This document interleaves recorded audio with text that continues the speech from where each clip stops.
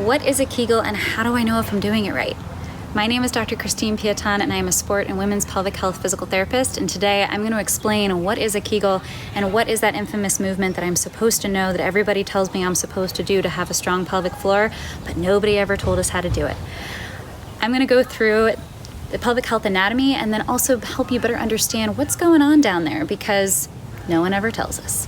So here I'm going to use my model to best give you a visual of sort of what's going on and to be able to better understand how awesome the pelvic floor is and how much work it does for us and doesn't get enough credit for it, okay? So top-down view of the pelvis here. So we have the front where our pubic bone is, we have the spine in the back, and then we have the internal organs here sitting in the pelvic bowl. In the back we have the rectum, here we have the uterus, and here in the front we have the bladder.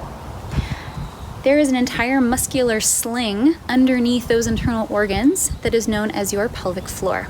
It is a dynamic muscular system that is composed of 3 layers. There is a superficial, a middle, and a deep layer, and those muscles work and contract and lengthen throughout the day for our various activities because it is actually the foundation of our deep core system.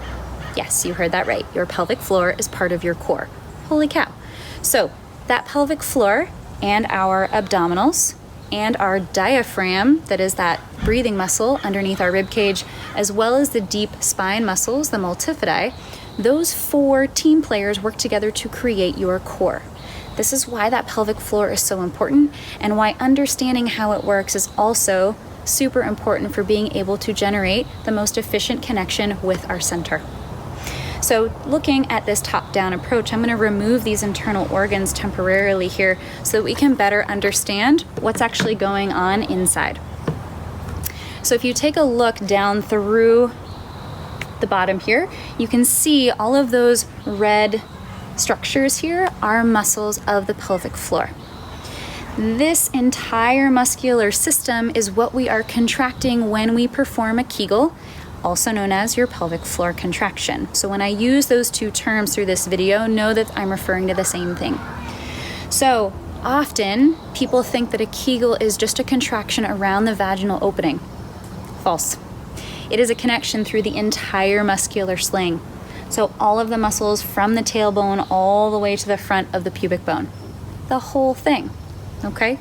So when we connect our Kegel and that connection of our pelvic floor contraction, I want you to think about connecting from the back of the pelvis all the way towards the front. So instead of just thinking of this elevator vertical suck up and in, it's actually more of what I like to call a wave. So starting in the back and creating this connection from back to front as you lift up and in. And then as we relax that pelvic floor contraction, we're starting from the front and we're releasing all the way back to the tailbone. So again, we connect and contract from the tailbone all the way to the front, and then we reverse that in order to relax and let it go.